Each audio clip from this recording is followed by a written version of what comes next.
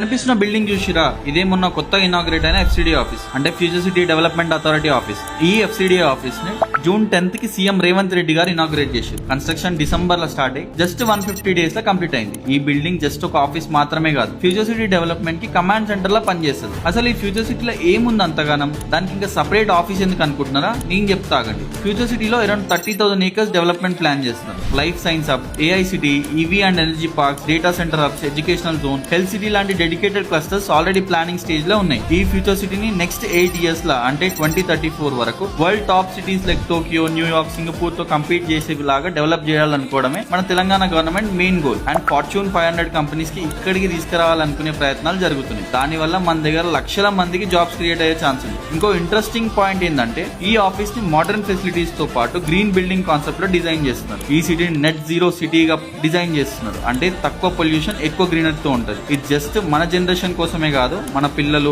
వాళ్ళ future generation కి కూడా better life style and opportunities ఇచ్చే విధంగా ప్లాన్ చేసిన సిటీ. దీనికోసం సపరేట్ గా ఓఆర్ఆర్ నుండి డైరెక్ట్ ఫ్యూచర్ సిటీకి కనెక్ట్ చేసే విధంగా గ్రీన్ ఫీల్డ్ రోడ్ కూడా కన్స్ట్రక్ట్ చేస్తున్నారు. అండ్ ఈ రోడ్ వర్క్ చాలా స్పీడ్ గా అవుతున్నాయి. సింపుల్ గా చెప్పాలంటే, ఇది అనుకున్నట్టయితే మాత్రం హైదరాబాద్ ఫ్యూచర్ ని మార్చే ప్రాజెక్ట్ అని చెప్పొచ్చు. ఇది ఎంత వరకు సక్సెస్ అవుతుంది చూడాలి. మరి అయినా కాకుండా ఇక్కడ గవర్నమెంట్ కి చాలా ల్యాండ్ బ్యాంక్ ఉంది, కాబట్టి డెవలప్మెంట్ ఎప్పటికైనా ఇడికి రావాల్సింది. దీని గురించి మీరేమనుకుంటున్నారు?